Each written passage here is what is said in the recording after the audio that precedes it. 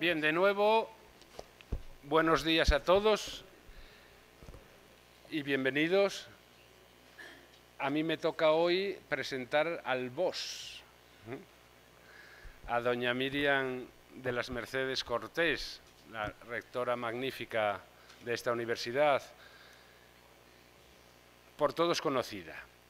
Miriam es catedrática de Derecho Canónico, catedrática de Derecho Eclesiástico, profesora de Normatología en la Facultad de Derecho Canónico, es también licenciada en Derecho Civil, ha escrito multitud de artículos y estudios sobre su materia, es miembro de la Comisión Jurídica de la Conferencia Episcopal Española y sobre todo es una grandísima profesora y una madre y amiga.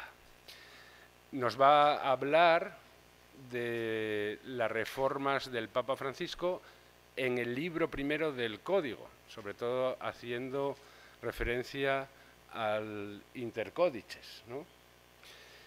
Nada más, a ella la palabra. Acérquense un poco hacia adelante porque la pantalla no tiene suficiente resolución y no van a ver las diapositivas si están ahí atrás, ¿no?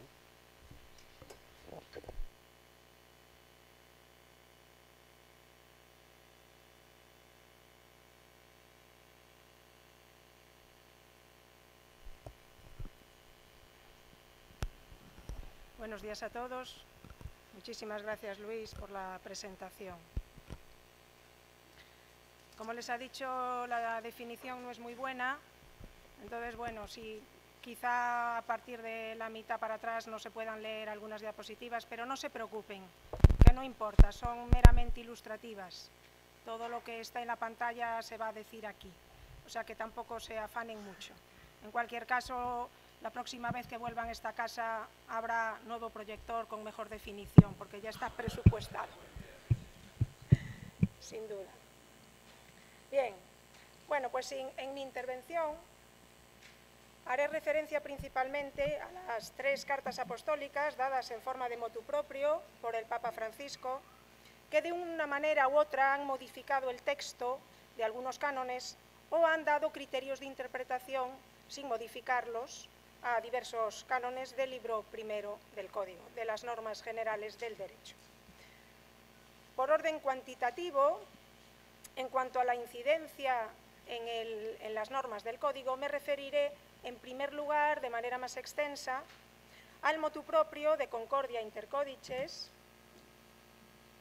de 31 de mayo de 2016, que modifica, entre otros, los cánones 111 y 112 del libro primero. En segundo lugar, haré una breve referencia al motu proprio Impararia Congedarsi de 12 de febrero de 2018, con el cual se regula la renuncia por motivos de edad de los titulares de algunos oficios de nombramiento pontificio que afecta al texto del canon 189.3 del libro primero. Finalmente, de forma más breve todavía, al final de todo, haré una breve referencia al motu proprio Come una madre amorévole de 4 de junio de 2016, que trata de la remoción por negligencia en el desempeño de determinados oficios capitales y que afecta a la comprensión del canon 193, párrafo primero. Como ven,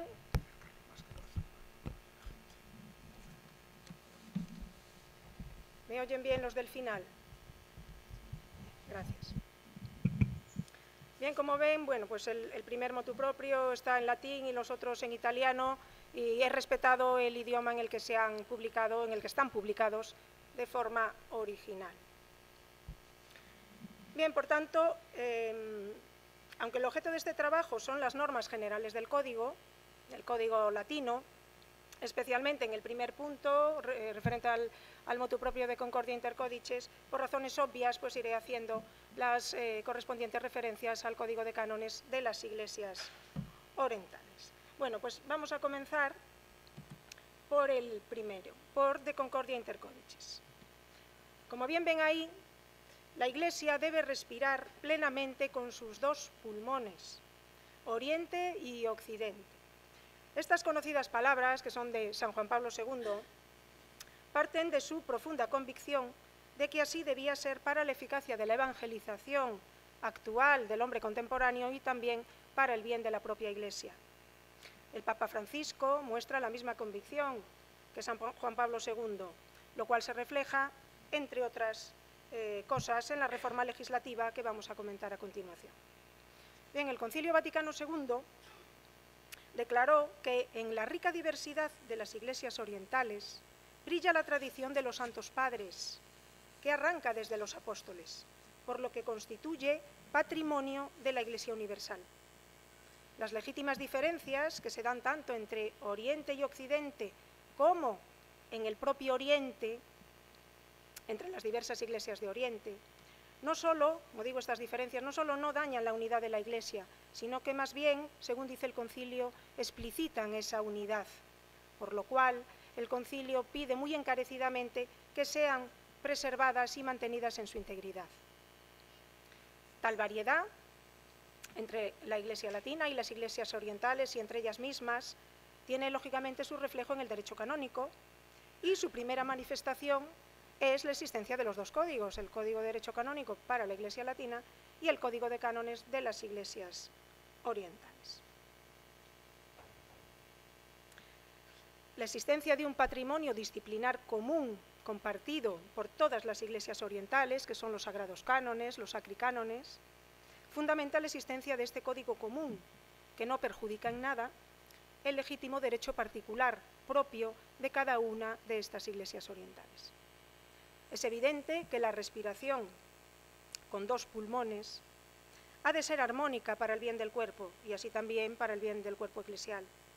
Debe precisarse que armonía no es equiparación, por lo que no está reñida con las diferencias entre unos y otros y por tanto no puede pretender anular esas diferencias.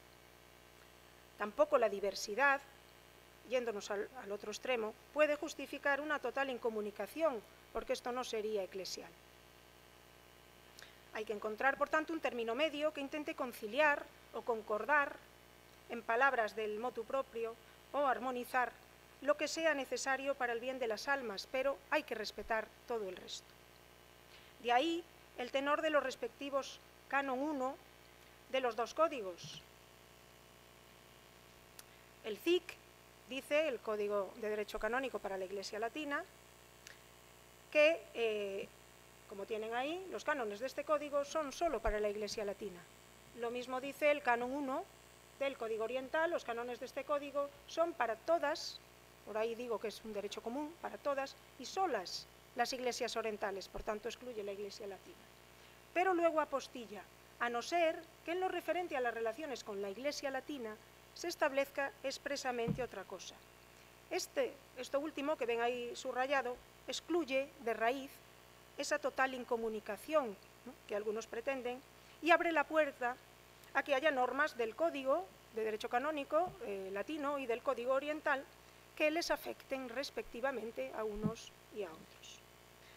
La realidad de la Iglesia, como se ha dicho ayer en las conferencias que hubo, como la misma sociedad en la que se inserta, cambia de forma veloz. Uno de los cambios que ha venido sin duda para quedarse es la emigración, que ha determinado la presencia de un número cada vez más significativo y estable de católicos orientales en territorios de rito latino, fieles a los cuales hay que facilitarle la vivencia de su fe según su tradición. La creación, por ejemplo, en 2016 del Ordinariato para los fieles orientales residentes en España obedece a esta necesidad, al igual que la nueva normativa introducida por el motu proprio de Concordia Inter Codices que comentamos. Este motu propio reforma 11 cánones, dos de los cuales, como hemos dicho, el 111 y el 112, son de las normas generales del derecho. ¿Cuál es la realidad ante la que se sitúa el motu proprio? Bueno, pues pueden verlo ahí resumidamente. En territorio de la Iglesia Latina, o sea, eso es lo que contempla el motu proprio, ¿no? Estamos en territorio de la Iglesia Latina, en el cual conviven, por un lado, fieles de ritos orientales que evidentemente están en minoría, y fieles de rito latino, que están, lógicamente, en su territorio y, por tanto, son una absoluta mayoría. Pero hay que tener en cuenta, además, que en esa minoría de fieles orientales hay fieles orientales pertenecientes a diversas iglesias, porque hay hasta 22 iglesias sui juris autónomas. Cada cual, por tanto, cada uno de los fieles de esas diversas iglesias sui juris orientales mantiene la adscripción a su propia iglesia y, por tanto, tiene unos derechos y obligaciones concretos. De ahí la complejidad de esta regulación y la necesidad de concordia entre los códigos. En cuanto a los objetivos de la reforma esquemáticamente son los que tienen ahí. En primer lugar, como indica el mismo título del motu proprio, con carácter general, lo que se busca es la concordancia de determinadas normas y conceptos entre el código latino y el código oriental, además de llenar algunas lagunas existentes en el código latino. De esa manera, ¿qué se pretende? Pues lo que se pretende es facilitar las relaciones entre los fieles de la Iglesia latina y los fieles de las iglesias orientales y dar mayor seguridad a la práctica pastoral. En segundo lugar, el segundo objetivo sería favorecer que los fieles de ritos orientales, que como hemos dicho están en territorios de la Iglesia latina, ese es el panorama, puedan observar sus propios ritos, al mismo tiempo que lo que se pretende es concienciar también a las autoridades eclesiásticas de que tienen obligación de poner los medios para que ello se haga realidad. Pero bueno, hay que hacer una precisión, hay que tener cuidado, porque tenemos que buscar un justo equilibrio entre los derechos de los fieles de rito oriental, que son esas minorías, pero, como digo, cuidado, ¿no? Porque la mayoría de rito latino pues sigue manteniendo sus derechos. Por tanto, hay que tener mucho cuidado para que se promueva una sana colaboración entre unos y otros y, desde luego, se eviten conflictos e interferencias que no tendrían por qué suceder. Por último, como consecuencia de lo anterior, se busca custodiar los ritos orientales, ya hemos hablado de su gran riqueza y de su importancia para la Iglesia, de forma que no se pierda lo que aportan a la Iglesia universal. ¿Cuáles son los principales puntos de la reforma? Bueno, pues ahí lo tienen. En primer lugar, la incorporación al Código Latino del concepto de Iglesia sui juris. En segundo lugar, la revisión de las normas sobre adscripción por el bautismo a una iglesia sui juris, latina u oriental. Y en tercer lugar, establecer un procedimiento de tránsito de una iglesia a otra. Bien, vamos a comenzar por el punto primero. El concilio designó a las comunidades orientales como iglesias particulares o ritos, como ven ahí. Por su parte, la Constitución dogmática sobre la Iglesia, la Lumen Gentium, afirma que en la comunidad eclesiástica universal existen legítimamente iglesias particulares que gozan de tradiciones propias, así como agrupaciones de iglesias locales, que son las tres acepciones que tanto Orientalium Ecclesiarum como Lumen Gentium emplean para definir a las iglesias orientales. Pero al mismo tiempo, como bien saben, Lumen Gentium usa la expresión iglesia particular para referirse a la diócesis. Es decir, hay ahí un poco de confusión terminológica. Bien, lo cierto, como también saben, es que el concepto de iglesia particular, en su acepción de diócesis, fue la que definitivamente entró en los esquemas del código latino que se estaba gestando.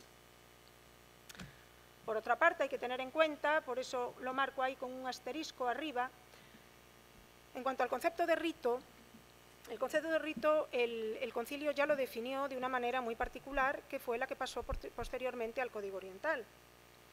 Y más allá de su sentido estrictamente litúrgico, por rito el concilio ya entiende que este engloba el conjunto de la disciplina eclesiástica, la liturgia y el patrimonio teológico espiritual de cada una de las iglesias de Oriente. Bien, por tanto, concluido el concilio, Lógicamente, la comisión que estaba preparando el nuevo Código Latino hubo de buscar un concepto diferente que no diera lugar a equívocos y que definiera adecuadamente la singularidad de las iglesias orientales y, sobre todo, su autonomía de gobierno. Porque, como pueden ver, ni la acepción iglesia particular ni el concepto de rito eran adecuados para ello, por lo que ya hemos dicho, ¿no? El rito designaba otra cosa y la iglesia particular designaba a la diócesis. El término finalmente adoptado, lo tienen ahí, dice el CIC, ¿no? Adoptó el concepto de Ecclesiae Rituali Sui Juris, que vino a traducirse al español como iglesia ritual autónoma, y en en italiano, de una manera más precisa, como Chiesa rituale di diritto proprio, que es realmente lo que significa sui juris, de diritto proprio. Por su parte, también estaba el Código de Cánones de las Iglesias Orientales, en esos momentos gestándose, y Pablo VI, en 1972, había constituido una comisión con un carácter que procuró que fuera lo más posible oriental, una nueva comisión, que trabajó también, lógicamente, sobre el concepto que debía definir a la verdadera realidad de las iglesias orientales. Entonces, esta comisión, como digo, que trabajaba sobre el nuevo Código Oriental, consideró que más allá del rito que pudieran compartir diversas iglesias, era fundamental que el concepto que se manejase reflejase el elemento canónico del reconocimiento por parte de la autoridad suprema de la Iglesia del derecho de estas iglesias a regirse por su derecho propio. Se acordó, por tanto, como ven ahí, el Código de Cánones de las Iglesias Orientales adoptó el concepto de Iglesia sui juris. El Código Oriental designa como Iglesia sui juris a una comunidad de fieles agrupada en torno a la jerarquía que vive la fe de un modo peculiar, de acuerdo con un rito propio, a la que la autoridad suprema de la Iglesia reconoce como sui juris. Todos los ritos orientales tienen su origen en una de las 5 grandes tradiciones orientales que enumera el Canon 28, que son, luego lo veremos en otra diapositiva, la alejandrina, antioquena, armenia, caldea y constantinopolitana. Estas son las 5 antiguas y venerables tradiciones consideradas madres de la fe, en cuanto que cada una de ellas, como originarias, dieron posteriormente lugar a otras expresiones de ellas a modo de hijas que constituyen hoy los ritos orientales, los numerosos ritos orientales que, como digo, aunque su diversidad es muy grande, todos y cada uno de ellos se identifica con alguna de estas 5 tradiciones. Bien, una iglesia sui juris, por tanto,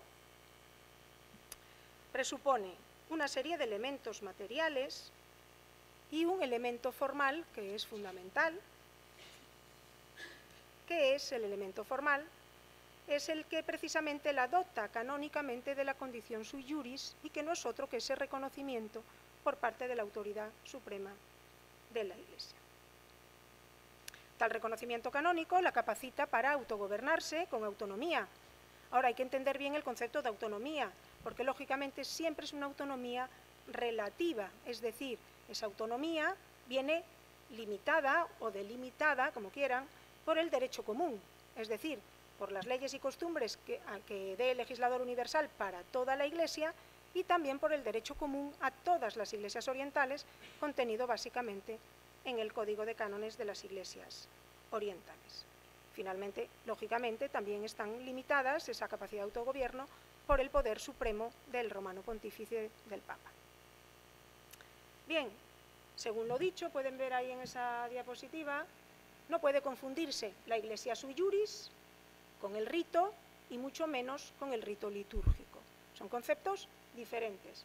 Muy brevemente, como ven ahí, la Iglesia sui juris es la Iglesia de derecho propio, que significa y que implica ese reconocimiento, el elemento canónico del reconocimiento por la Santa Sede, que es el que la dota de esa personalidad jurídica como Iglesia sui juris, que la hace autónoma y le da esa capacidad de autogobierno.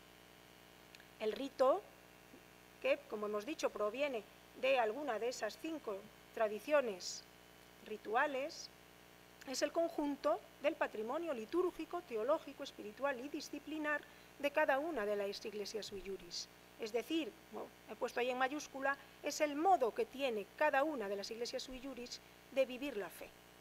Y donde se dan, sobre todo en lo disciplinar, donde se dan las mayores diferencias con la Iglesia latina, incluso entre las distintas iglesias sui juris. Finalmente, el rito litúrgico, es decir, ese patrimonio propiamente litúrgico de las normas sobre la liturgia, no es más que una parte esencial, sin duda, pero una parte de lo que es el rito que proviene de esa tradición ritual.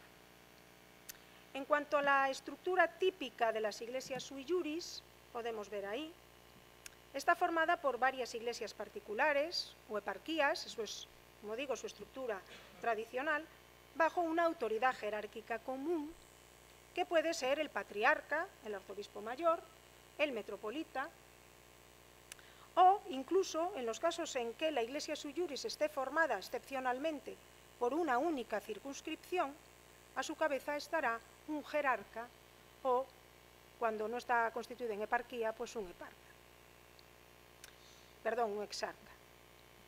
En función de la intervención del Papa, precisamente, en función, como digo, del grado de intervención que tenga el Papa en la elección y en el nombramiento de la autoridad jerárquica de cada una de estas iglesias, se da lugar a un mayor o menor grado de autonomía y a los 4 grupos de iglesias sui juris que tienen ahí, que es la iglesia patriarcal, que es la que tiene lógicamente el mayor grado de autonomía, y sucesivamente va bajando arzobispal mayor, metropolitana y genéricamente las demás iglesias sui juris, que son todas aquellas iglesias sui juris que no son ni patriarcales, ni arzobispales mayores, ni metropolitanas.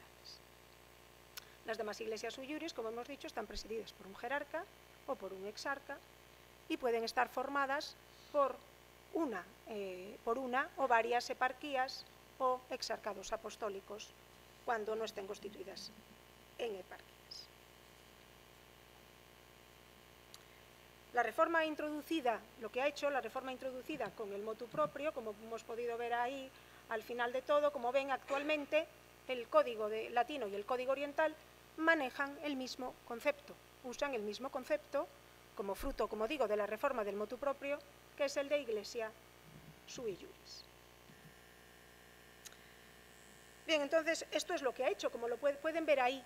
Ven en rojo cómo el canon antiguo hablaba de la iglesia del rito o hablaba de iglesia ritual autónoma, y ahora, en cambio, a la derecha pueden ver en rojo cómo se habla ya en el texto del canon 111 de iglesia sui juris, en el primer párrafo, y también en el tercero, también se sustituye iglesia ritual autónoma por la misma expresión que usa el código de cánones de las iglesias orientales, de iglesia sui juris.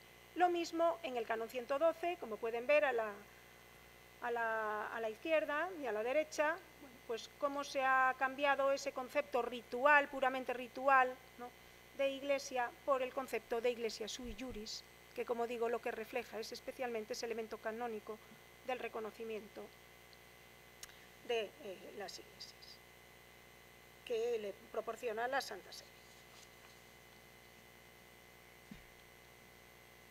Quedan algunos otros lugares del código donde no se ha reformado la terminología porque el motu proprio no ha reformado los cánones. Pero ya es muy significativo que estos 2 cánones, el 111 y el 112, que regulan relaciones interrituales, hayan adoptado esta terminología común y de esta manera han concordado, el motu proprio de concordia, pues ha concordado la terminología de los cánones. Bueno, vamos a ir entonces al segundo punto, al que afecta la reforma del motu proprio de Concordia Intercodices, que es la adscripción a una iglesia sui juris. La pertenencia a una concreta iglesia sui juris, sea una latina o sea que cualquiera de las orientales, determina el estatuto canónico del fiel, es decir, los derechos y obligaciones que corresponden al fiel como tal en la iglesia. Y determina, que no es menos importante, la autoridad jerárquica, ¿no?, de la cual dependen, o, visto desde la otra perspectiva, ¿no?, la autoridad jerárquica que tiene que procurar su salus animal. Hay varios elementos que tienen ahí que intervienen en la adscripción del fiel a la Iglesia: el bautismo, el rito del bautismo, la edad del bautizando y la normativa que se establece al respecto de esta adscripción. Vamos a ir poco a poco viendo brevemente cada una de ellas.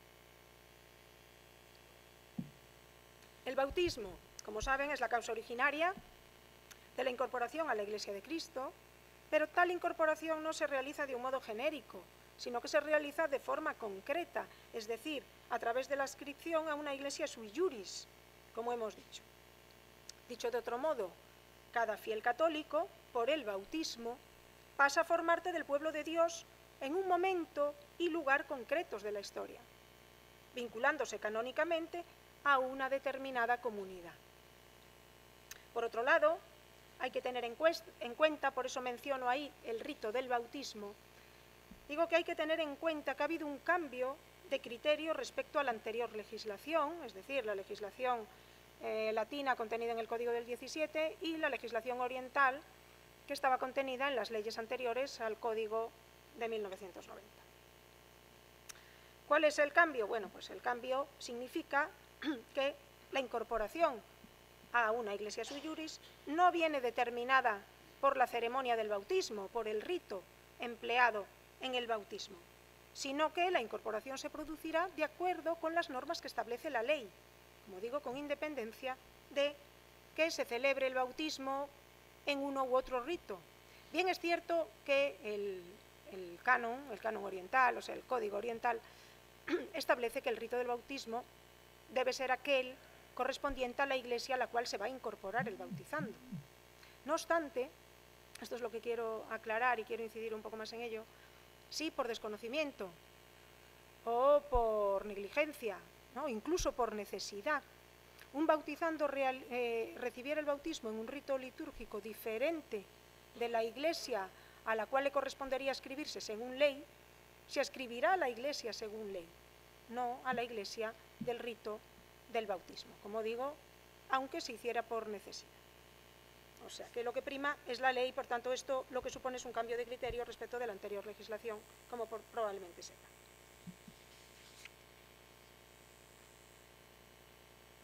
Vamos a ver ahora cuáles son los principios generales de la adscripción a una Iglesia sui juris. Para no entretenerme mucho, voy a unificar los dos códigos en un primer momento. Aunque cada código tiene su propia regulación, como veremos luego brevemente, hay algunas diferencias, empezando por la extensión de la materia, porque el código trata de la adscripción en 2 cánones, mientras que el Código oriental ocupa un capítulo completo con 10 cánones.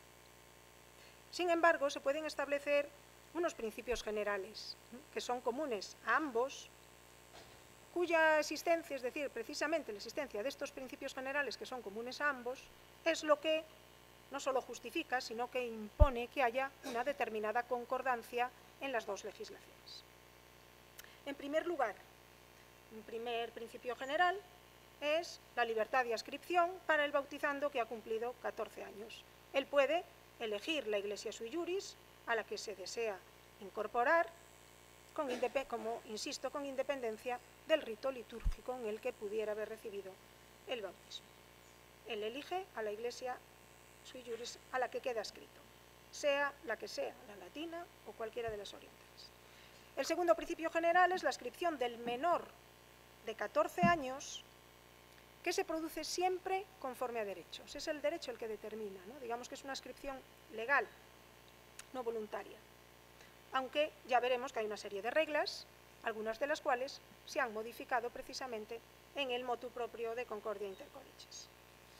En tercer lugar, un principio fundamental, general y además fundamental, que es la prohibición del proselitismo ritual. Es una firme prohibición dentro que afecta a toda la Iglesia. El Código oriental lo dice mucho más claro que el Código latino, que no lo dice, de hecho no lo dice expresamente.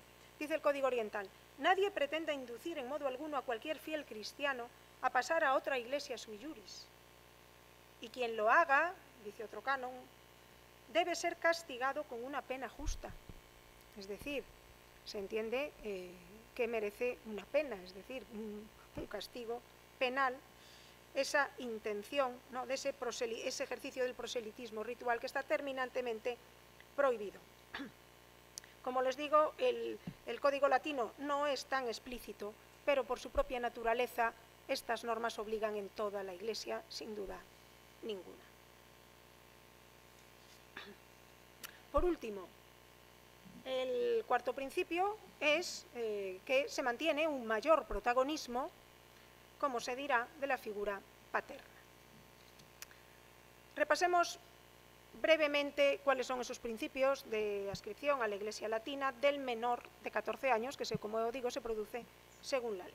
En primer lugar, dice el Código de Derecho Canónico que si padre y madre pertenecen a la Iglesia Latina, el hijo se incorpora a la Iglesia Latina. Es decir, ahí los padres no tienen nada que decidir, si los dos son latinos, su hijo se incorpora a la Iglesia Latina por el bautismo. En segundo lugar, si los dos no pertenecen a la Iglesia Latina, es decir, uno es latino y el otro pertenece a una Iglesia Católica Oriental, el hijo quedará adscrito a la Iglesia Latina solo si de común acuerdo los padres toman esa decisión. Si no hay acuerdo, el hijo quedará adscrito, en cualquier caso, a la Iglesia del padre, sea el padre latino, sea el padre oriental. Bien, observen que este canon solo regula la adscripción a la Iglesia Latina. O sea, estamos hablando del Código de Derecho Canónico. Regula la adscripción a la Iglesia Latina. Por eso, no da opción a que los padres, por acuerdo, decidan la incorporación del hijo a la Iglesia Oriental. Los padres pueden acordar, si son uno es latino y otro oriental, que su hijo se incorpore a la Iglesia Latina. Pero el Código Latino no da opción a que, por acuerdo, se incorpore el hijo se incorpore a la Iglesia Oriental. De todas maneras, solo se podrá incorporar a la Iglesia Oriental si, siendo la madre o el padre no de la Iglesia Latina, si no están de acuerdo, por tanto, el hijo no se incorporará a la Iglesia Latina, sino se incorporará, si el padre es oriental, pues a la Iglesia Oriental, porque es la del padre. Porque, insisto, a falta de acuerdo, se incorpora a la Iglesia del padre, y ahí ya no se distingue si el padre es latino o el padre es oriental. Por tanto, según nuestro propio Código Latino, si no hay acuerdo y el padre es oriental, el hijo se incorpora a la Iglesia Oriental. En tercer lugar, ven ahí en rojo el párrafo segundo del canon 111, es nuevo, ahí pueden ver no iba a enseñarles este, sino uno anterior, que se ve más claro, aquí. Ven ahí en rojo el párrafo segundo del canon 111, que es el que ha introducido la reforma del motu proprio, que dice que si solo uno de los progenitores es católico, sea latino, sea oriental, el hijo se incorpora a la Iglesia a la que esté adscrito el progenitor católico. Es decir, esta norma existía ya en el Código Oriental, pero no en el latino, de tal manera que se podía dar una cierta anomalía ante esta laguna de que, si no había acuerdo entre los progenitores, el hijo se incorporara a la Iglesia del padre, aunque el padre no fuera católico.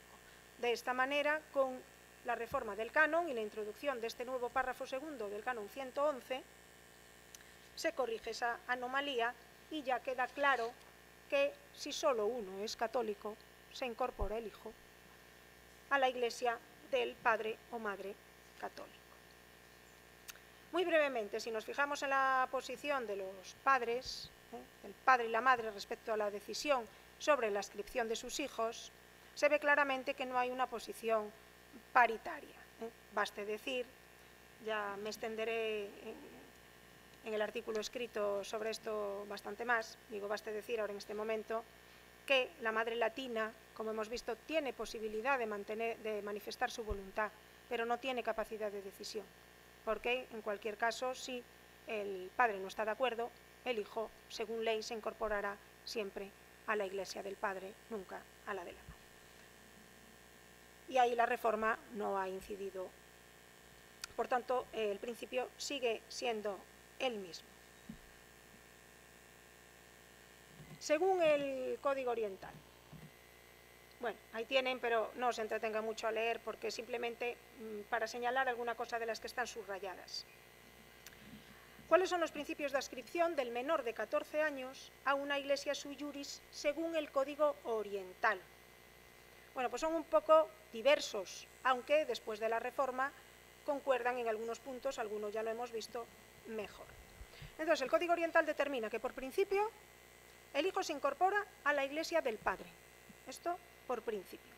No obstante, cuando los progenitores pertenecen a diferentes iglesias sui juris, el Código Oriental da la posibilidad que haya algunas excepciones. En primer lugar, sería una excepción si hubiera un acuerdo entre los progenitores, es decir, si los progenitores en el momento del bautismo manifiestan una voluntad concorde en que su hijo se adscriba a la iglesia de la madre, se podrá adscribir, quedará adscrito a la iglesia de la madre. También se adscribirá a la iglesia de la madre si solo la madre es católica.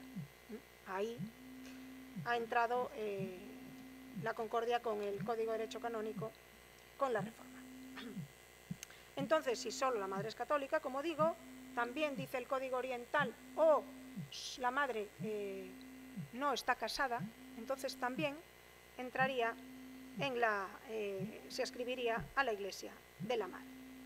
En tercer lugar, contempla algo el Código, que lo tienen ahí subrayado, que no lo contempla el Código Latino, que dice que si los padres son desconocidos o ninguno está bautizado, el niño se adscribirá a la iglesia sui juris del padrino o la madrina o de quien asuma legítimamente su cuidado y educación en la fe, que podría ser incluso una institución.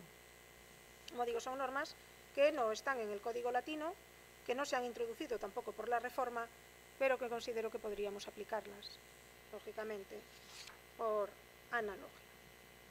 Bueno, como se puede observar en el subrayado del primer párrafo del Canon 111 y del Canon 29, que es el correlativo del Código Oriental, cuando los progenitores pertenecen a distintas iglesias sui juris, ambos códigos, aún llegando al mismo punto, determinan caminos diversos. Es decir, el Código Latino establece como primer criterio la voluntad concorde de los progenitores para adscribir al hijo, mientras que el Código Oriental establece como primer criterio la preferencia por la iglesia del padre. Y solo en segundo lugar, si los progenitores se oponen expresamente a esa preferencia por la iglesia del padre, podría el hijo adscribirse a la iglesia de la madre, insisto, siempre que el padre, lógicamente, no se oponga, porque tiene que ser una voluntad concorde. Por tanto, aunque por diversos caminos podemos decir que llegamos al mismo punto, pero sigue siendo significativo que el Código Oriental insiste que, en primer lugar, el primer criterio sea directamente la adscripción a la iglesia del padre, no la voluntad de los progenitores, aunque posteriormente sí admite que intervenga esa voluntad. Bien, ¿qué intenta? Creo que merece la pena detenernos un minuto para ver qué intenta el Código Oriental dando esa preferencia a la iglesia sui juris del padre. Bueno, pues por un lado, lo que intenta es mantener la tradición oriental. Es una tradición muy fuerte, ¿no?, esa prevalencia del padre en la tradición oriental, tanto tradición oriental de católicos como tradición oriental también de ortodoxos. Por ello se ha querido mantener. Al mismo tiempo, también se intenta evitar la colisión con determinadas leyes civiles vigentes en Oriente, sobre todo en Oriente Medio, a las que pueden estar sometidos los fieles orientales. Y también lo que realmente está reconociendo con ese, por un lado, decidir que se adscriba a la iglesia del padre, por otro lado, permitir esa voluntad de los padres de que sea a la de la madre. Bueno, pues lo que intenta es preservar las iglesias orientales y donde sean minoritarias, que no lleguen a desaparecer. No obstante, como pueden ver al final del párrafo primero del Canon 29, dice ahí, salvo el derecho particular establecido por la sede apostólica. Es decir, que para intentar conjugar todos estos bienes de los que hemos hablado, la preservación de los ritos orientales, esa prevalencia del padre todavía muy fuerte en el Oriente Medio, pero al mismo tiempo no negar el igual derecho que tienen los padres para decidir sobre la inscripción de sus hijos, introduce esa cláusula, que lo que puede hacer es limitar en determinadas iglesias, fijaos que es un derecho particular, pero establecido por la Sede Apostólica. O sea, será un derecho que establezca la Santa Sede para un caso de una iglesia particular concreta en la que la Santa Sede entienda que debe limitar ese derecho de los padres de decidir que se incorpore a la Iglesia de la Madre, pues para evitar, evidentemente, males mayores. Entonces, por eso esa cláusula, que es típica del Código Oriental, lógicamente no existe en el Código Latino, por razones obvias, porque no hace falta. En cuanto a la inscripción del bautizando que ha cumplido 14 años, pues lo tenéis ahí en los dos últimos párrafos del párrafo tercero del Canon 111, que equivale al Canon 30 del Código Oriental, y básicamente la legislación es exactamente la misma, salvo nuevamente la cláusula. Por esa cláusula que contiene el derecho oriental, la Sede Apostólica podría limitar ese derecho del mayor de 14 años a elegir la iglesia de adscripción. Pero, como digo, sería una limitación puntual, nunca general, puntual, para una iglesia concreta. Por tanto, por eso habla de derecho particular, no derecho común, ni menos general. Respecto al tránsito, vamos a otro punto sobre el que se pronuncia el motu proprio, el tránsito de una iglesia sui juris a otra iglesia sui juris. Bueno, aquí se han incluido nuevas normas sobre el modo de formalizar el tránsito y sobre la notación también de ese paso de una iglesia a otra en los libros de bautismo. El Canon 112 del Código para los fieles de la Iglesia Latina y los cánones 31 a 34 del Código Oriental siguen regulando la adscripción sucesiva, es decir, la adscripción sucesiva sería el paso de una iglesia a otro, es decir, la adscripción originaria es por el bautismo, la adscripción sucesiva es ya de un bautizado que decide, por las razones que sea, pasar a otra iglesia sui juris. Ese paso, ese tránsito está regulado, se establece para él una serie de condiciones y se basa en los siguientes principios. Como ya dispuso el concilio, todos y cada uno de los católicos, así como los bautizados en cualquier iglesia o comunidad católica, han de conservar en todas partes su propio rito y, en cuanto sea posible, lo fomenten y lo observen con el mayor ahínco, o sea, no son palabras suaves. Segundo, lógicamente a esa obligación de los fieles corresponde también una obligación de los pastores, que han de garantizar el cumplimiento por el fiel de esa obligación de conservar, fomentar y observar sus propios ritos en todas partes donde se encuentren. Bueno, tengan en cuenta que el Código Oriental establece que esta obligación de garantizar la obligación de los fieles de vivir su propio rito es considerada para el obispo eparquial como una obligación grave, o sea, una grave obligación del obispo eparquial hacer esto. El canon, digamos, equivalente respecto al obispo diocesano no es tan contundente, no lo establece como una obligación grave, sino, bueno, pues que lo que le pide que, digamos, por favor, provea a las necesidades espirituales de los fieles de otros ritos. Sin embargo, de hecho, la instrucción Erga Migrantes Caritas Christi, al hablar de los inmigrantes católicos de rito oriental, dice expresamente que la norma que acabo de citar, que habla de la obligación grave del obispo eparquial, debe valer por analogía para los obispos latinos, con lo cual tengan en cuenta los obispos latinos que constituye una obligación grave para ellos garantizar ese derecho de los fieles a vivir la fe de acuerdo con su propio rito. En tercer lugar, el cambio de iglesia sui juris con carácter general es una materia reservada, lo pongo ahí, lo subrayo, es materia reservada a la Sede Apostólica, puesto que ella la Santa Sede, es el árbitro supremo de las relaciones intereclesiales y ha de proveer con espíritu ecuménico a sus necesidades, por sí misma o por otras autoridades, pero siempre a través de normas, decretos o rescriptos. Así lo dice Orientalium Ecclesiae. De ahí que tanto el canon 112 del Código como el 32, que es el equivalente del Código Oriental, prohíban el paso de una iglesia sui juris cualquiera, incluida la Iglesia Latina, a otra, sin autorización de la sede apostólica. Como pueden ver ahí, he puesto en rojo, se aprecia una diferencia en cuanto a los términos empleados por los dos códigos para, digamos, conseguir esa autorización para el cambio de iglesia sui juris. Mientras el Código Oriental habla explícitamente de necesidad de un consentimiento de la sede apostólica para la validez, el Código de Derecho Canónico sigue hablando de licencia y la Reforma no ha tocado este punto, este término. Sigue hablando de lo mismo. Por tanto, bueno, pues los que hemos estudiado recientemente el Canon 10, los de clase lo sabemos porque lo hemos estudiado el otro día, pues sabemos que en puridad, si habla simplemente de licencia y no dice que sea para la validez, no debería serlo. Aún así, yo entiendo que en este caso no es así, no es solamente para la licitud. Bueno, pues brevemente, dado que el tránsito puede producirse de la Iglesia Latina a un oriental o de una Iglesia oriental a la Iglesia Latina,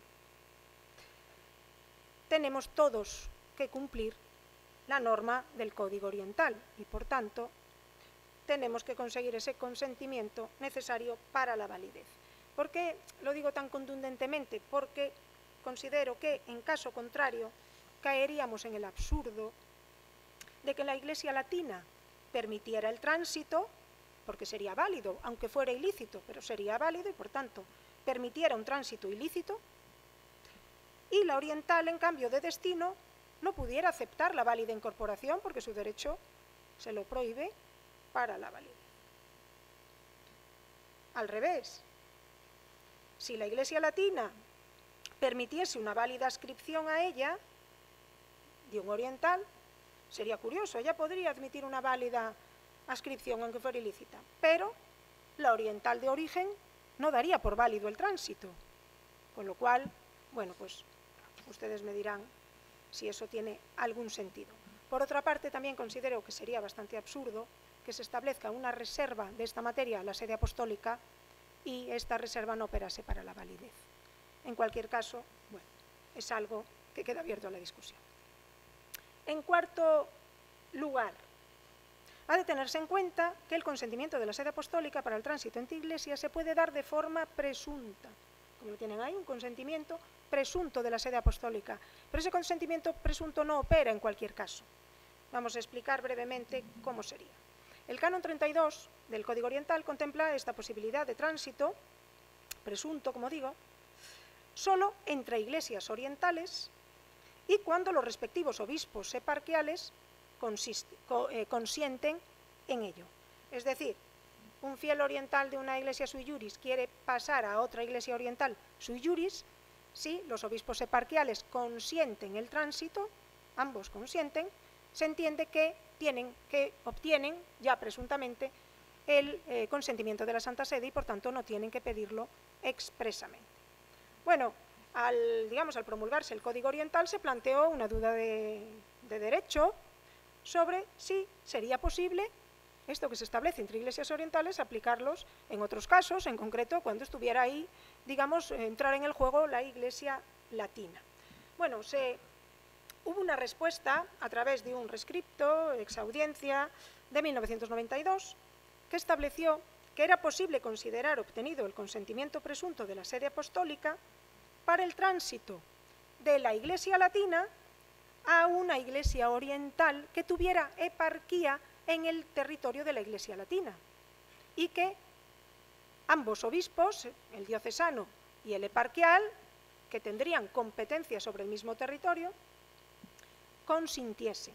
Por eso, como ven ahí, se podría dar el tránsito entre iglesias orientales sui juris y también, según el rescripto, se puede dar el tránsito presunto entre la Iglesia latina, a una Iglesia oriental sui juris. Pero ojo, porque no al revés. Es decir, se sigue discutiendo si podría ser al revés. Es decir, si la Iglesia latina puede recibir a un fiel oriental con consentimiento presunto, sin tener que acudir a la Santa Sede a pedirlo explícitamente. Bueno, pues como digo, esto está abierto también a la discusión, pero yo entiendo y, bueno, por mi parte digo rotundamente no. No, ¿por qué? Puesto que ni lo prevé el Código Oriental, ni lo prevé el Código Latino, ni lo ha previsto el rescripto, que simplemente, como vemos, establece esa posibilidad de tránsito presunto en una dirección y no en otra.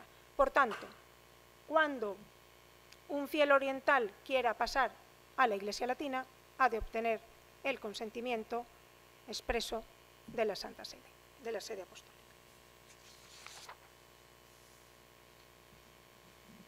Bueno, finalmente, ven ahí muy brevemente, el paso a otra Iglesia sui juris por razón del matrimonio. Finalmente, digo, pues hay aquí un asunto en el que siguen sin concordar los dos códigos y la reforma no la ha tocado, por lo tanto ahí sigue sin haber concordancia. Bueno, se trata de conceder al hombre y a la mujer, por razón del matrimonio, el mismo derecho de tránsito a la Iglesia del cónyuge. Como ven, el Código de Derecho Canónico Latino establece este derecho en la doble dirección, es decir, el hombre puede pasar a la Iglesia de la mujer con la que se casa y viceversa la mujer pasar a la del varón. Sin embargo, el Código de Cánones de las Iglesias Orientales solo reconoce el derecho de la mujer a pasar a la Iglesia sui juris de su esposo, pero no reconoce el derecho del esposo a pasar a la Iglesia sui juris de la mujer. Todo lo cual, si lo piensan bien, es bastante congruente con todo lo que hemos dicho hasta ahora de la preservación de los ritos orientales. Bien, finalmente, la reforma viene, como se ha dicho, a llenar una laguna en cuanto al procedimiento para la efectividad del tránsito y en cuanto a la anotación de la inscripción y del mismo tránsito en los libros de bautismo. Había una laguna en el Código de Derecho Canónico que, bueno, pues se ha venido a llenar ahora. Según el canon 36 del Código Oriental, el tránsito a una Iglesia sui juris, sea cual sea, incluso a la latina, surte efecto desde el momento en el que el fiel hace la correspondiente declaración, bien ante su jerarca o párroco propio, bien ante un sacerdote delegado por uno de ellos y dos testigos. Si el paso se produce en virtud de un rescripto de la Sede Apostólica, el rescripto de la Sede Apostólica pues podría disponer otra cosa. En cuanto al segundo aspecto, el de la anotación en el libro parroquial de bautizados, la reforma ha introducido también en el Código la obligación de anotar tanto la inscripción inicial a una Iglesia sui juris como el posterior paso a otra. Como ven ahí a la izquierda hay un nuevo párrafo que recoge todas estas nuevas disposiciones sobre la anotación y sobre el tránsito, sobre el procedimiento para el tránsito, que estaban en el Código Oriental, pero no en el Código Latino. Bueno, pasamos en los últimos 5 minutos a los dos motu proprio que faltan por comentar, entonces ya pido permiso para alargarme 5 minutos nada más. Bien, vamos a ver la parte segunda, digamos que son las modificaciones que introduce el motu proprio del Papa Francisco, aprender a despedirse, imparare a congedarse. Bueno, pues se refiere a la renuncia de determinados cargos pastorales de particular responsabilidad. Bueno, pues esta carta apostólica, el motu proprio, aprender a despedirse, de 2018, regula la renuncia por motivo de edad de los titulares de algunos oficios de nombramiento pontificio. Reforma las normas generales de los cánones 189 del Código y el correspondiente 970 del Código Oriental y además modifica en parte un rescriptum ex audiencia de 2014 y algunas normas de la Constitución Pastor Bonus y del Reglamento General de la Curia romana. Muy brevemente, ¿cuál es la normativa? Recordamos la normativa general sobre la renuncia. Bueno, pues tanto un código como el otro reconocen al titular de un oficio el derecho a presentar la renuncia, pero este derecho no es ni ilimitado ni mucho menos automático, sino que fuera de unos casos expresamente tasados por el derecho, la renuncia debe ser aceptada por el superior. Esta necesidad de aceptación se debe a dos motivos principales. En primer lugar, a la dimensión de servicio que tiene todo oficio en la Iglesia, que obliga a que la renuncia se funde siempre en una justa causa. En segundo lugar, porque la valoración sobre la proporcionalidad de la causa y la aceptación o no de la renuncia es un acto de gobierno del superior, que ha de velar siempre por el bien común. Finalmente, el derecho establece la presunción de que pasados 3 meses, si la renuncia no es aceptada, se entiende que ha sido rechazada. Bueno, pues en este punto ha incidido la reforma, como veremos enseguida. En concreto, respecto a la renuncia por razones de edad, que es a la que se refiere la reforma. Esta renuncia por razones de edad, o sea, al llegar a la edad, mejor dicho, no causa generalmente per se la pérdida del oficio, sino que ese es el momento a partir del cual se invita a la autoridad eclesiástica a presentar la renuncia. No obstante, en Pastor Bonus había algunas excepciones previstas para algunos determinados miembros de la curia romana que cesaban automáticamente al cumplir la edad. Entonces, según el código, pueden ver ahí un resumen, según el código latino y el oriental, al cumplir 75 años, se ruega que presenten la renuncia, como tienen ahí, los cardenales dirigentes de servicios permanentes en la curia o en la Ciudad del Vaticano, obispos diocesanos, equiparados, obispos eparquiales y exarcas, obispos coadjutores y auxiliares, y también los párrocos. Insisto, se ruega que presenten la renuncia. En cambio, a diferencia de los anteriores, la Pastor Bonus, que tienen en la segunda columna, y el Reglamento General de la Curia Romana, establecen que los dirigentes de los organismos de la curia romana no cardenales, además de los secretarios de los dicasterios y equiparados a los mismos, que se consideran prelados superiores, cesan automáticamente a los 75 años. Bueno, pues ahora, mediante el citado rescriptum mediante el citado rescriptum de 2014, se confirma que los obispos son invitados a presentar la renuncia, pero se clarifica que los cardenales que prestan servicio en la curia romana no es que se les invite, es que están obligados a presentar la renuncia. Finalmente, el rescripto sigue manteniendo el cese automático del resto de autoridades, de máximas autoridades que no son cardenales. El motu proprio, impararia congedarsi. Bueno, pues revisa de nuevo esta disciplina, como tienen ahí la última columna, y dice lo siguiente. Mantiene la invitación a los obispos y equiparados a que presenten la renuncia a los 75 años. Se les sigue rogando, invitando. Los cardenales se les mantiene el deber de presentar la renuncia. En cambio, se unifica la normativa para los cargos de nombramiento pontificio en la curia romana. Es decir, sean o no cardenales, en virtud del nuevo motu proprio, deben presentar la renuncia a los 75 años. Es decir, desaparecen los ceses automáticos.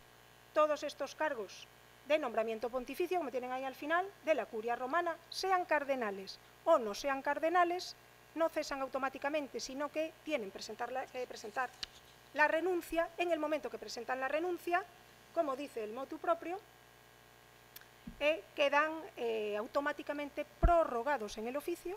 Por tanto, no opera ese límite de 3 meses que establece el canon 189 para estos cargos, para el resto sí, pero para estos cargos no en concreto, y por tanto, bueno, pues tendrán que esperar a que el Papa decida si esa prórroga es determinada, es indeterminada, tiene un tiempo o no tiene un tiempo.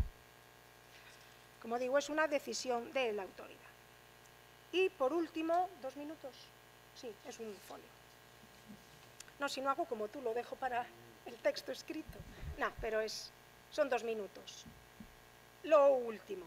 Finalmente, la carta apostólica del Papa Francisco, como una madre amorévole, de 4 de junio de 2016, trata de algunos motivos concretos que pueden dar lugar a la remoción de determinados titulares de oficios capitales. El motu proprio viene a especificar, respecto a los oficios a los que se refiere, en primer lugar, las normas generales que se aplican a la remoción del oficio en general. En segundo lugar, viene a determinar la extensión del canon 193, porque nos va a explicitar que, de alguna manera, qué se entiende por causas graves respecto a estos oficios a los que se refiere el motu propio, que enseguida veremos. Y, finalmente, viene a señalar el procedimiento concreto que ha de seguirse para la validez de esta remoción. Entonces, en primer lugar, tienen ahí muy resumidamente, el motu propio aclara que la remoción del oficio por causas graves, de la que tratan los cánones citados, el 193 del Código Latino y el 975 del Código Oriental, resulta de aplicación también a los oficios de obispos diocesanos y eparquiales y a todos aquellos que se equiparan a ellos en derecho, así como a los superiores mayores de institutos religiosos y de sociedades de vida apostólica, de derecho pontificio. En segundo lugar, el motu proprio hace una interpretación aclarativa o explicativa de las causas que pueden dar lugar a esta remoción administrativa, diciendo que entre esas causas graves de las que hablan los cánones citados se comprende la negligencia en el ejercicio de su oficio. Como lo tienen ahí, son causas graves, explícitamente la negligencia en el ejercicio del oficio de los mencionados anteriormente. Especialmente cuando esa negligencia se da, pero solo especialmente, no exclusivamente, especialmente cuando se da en los casos de abusos sexuales a menores o adultos vulnerables a los que se refiere el motu proprio Sacramentorum Sanctitatis Tutela. Bien, por tanto, esa negligencia, explica el motu proprio, ha de consistir en actos de acción u omisión que hayan provocado daños graves a otros, personas particulares o la comunidad. Esa falta de diligencia o de negligencia puede ser considerada grave o muy grave. Y basta que sea objetiva, es decir, no hace falta que sea gravemente imputable o moralmente imputable a la persona, basta que el daño sea objetivo. Especifica que será suficiente que la negligencia sea grave para la remoción cuando se produzca en el contexto, como digo, de los abusos reservados a la Congregación para la Doctrina de la Fe, cometidos por clérigos que dependan de alguna de estas autoridades. En los demás casos, que no se refieran a los casos de abusos sexuales, la falta de negligencia para el desempeño del oficio para que provoque la remoción ha de ser muy grave, no simplemente grave, sino considerada muy grave. Tengan en cuenta, y ya concluyo, que se trata de una remoción del oficio, no de una privación del mismo. Por tanto, estamos ante procedimientos administrativos, no ante procedimientos judiciales o administrativos de tipo penal, sino procedimientos administrativos que, por tanto, se desenvolverán ante la congregación competente de la Curia Romana, no ante los tribunales. Pues muchísimas gracias.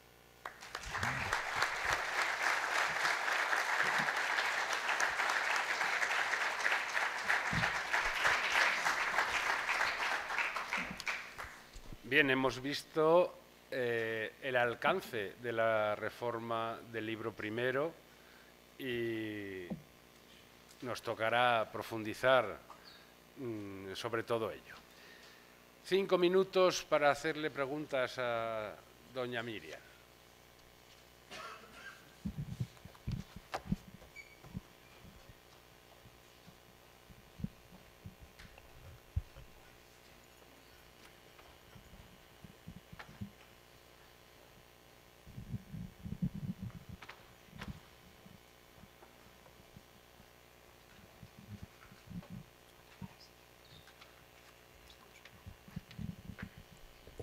Buenos días, me llamo Rosa Corazón, soy abogada rural.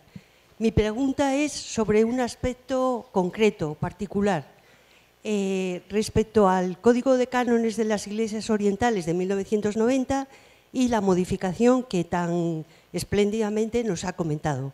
Estuve en un congreso de la Consociatio en el Líbano hace un montón de años y hablando con una libanesa, hablando del cambio de rito, me dijo, no, por Dios, pero si es el rito que está en mis raíces, el rito de toda mi familia. O sea que el cambio de rito tiene mucha trascendencia. Y el cambio de rito en las iglesias orientales a veces puede tener, entre comillas, algún beneficio. Respecto a mi tema, que es el matrimonio, me encuentro el rito predominante en el Líbano, el maronita, pero hay otros ritos, aunque no sean los predominantes. Y resulta que hay alguna modificación sustancial, que para algunos se le puede llamar beneficio, respecto a la ruptura del matrimonio. Entonces, mi pregunta es, ¿ha modificado algo esta reforma, el cambio de rito dentro de las iglesias orientales?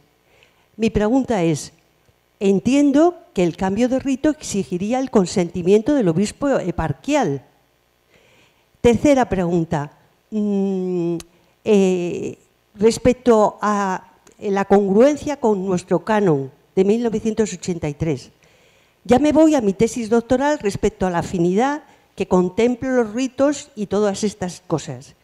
Me encontré que el Código de Cánones de las Iglesias Orientales de 1990, en el tema de la afinidad, que es mi tesis doctoral, es más equiparable a nuestro Código de 1917, no al del 83. Bueno, pues mi pregunta es esta, lo del cambio de rito respecto al matrimonio y el supuesto beneficio, y si hay alguna trascendencia importante en la última modificación. Muchas gracias. Gracias a usted. Creo que va a haber una conferencia específicamente sobre las reformas referentes al matrimonio, ¿no? Pues ahí seguro que le dan respuesta con mucho detalle al asunto del matrimonio, por tanto no entro porque digo será objeto de una conferencia específica. Bueno, más que una pregunta, usted ha explicitado muy bien y ha dado unas claves muy interesantes sobre su vivencia y sobre su conocimiento del derecho oriental y de cómo viven los orientales, ¿no? Que quizá creo que lo tendríamos que hacer es tomar ejemplo de ellos, cómo respetan sus raíces, cómo siguen anclados en los anclados, pero lo digo con afecto, ¿no? Y con respeto, anclados en los sacri cánones, ¿no? Por eso creo que coincido con usted en esa afirmación de que el derecho oriental es más parecido a nuestro código del 17. Precisamente entiendo que es por eso, ¿no? Por ese tal respeto que tienen a sus tradiciones, a lo de siempre, ¿no? Para ellos son sagrados, ahí sí lo dicen, los sacri cánones, ¿no? La reforma lógicamente no incide en el derecho oriental, sino que lo que incide es en el derecho latino, porque de Concordia Intercodices lo que reforma son cánones de la Iglesia latina, por eso me he referido al canon 111 y al canon 112, precisamente para buscar la concordancia en algunas cosas que se pueden concordar, en otras no son concordables, porque precisamente somos distintos y, como he dicho al principio, debemos respetar a unos y a otros. Es más, toda esa riqueza de las 23 iglesias sui juris y las que todavía no son sui juris, que lo pondrán ser en el futuro, hay que preservarlo porque es para el bien de la Iglesia. Y por tanto, bueno, pues no se han modificado, lógicamente, las normas de la Iglesia oriental sobre el tránsito, siguen siendo las mismas, sigue existiendo lo que he hablado, la necesidad de consentimiento de la sede apostólica para que sea válido el tránsito, salvo que se pueda aplicar lo que he hablado del consentimiento presunto, en el cual evidentemente tienen que estar de acuerdo los dos obispos interesados. Por tanto, repito, la reforma se refiere al código latino, que es donde hacía más falta en este punto. Gracias.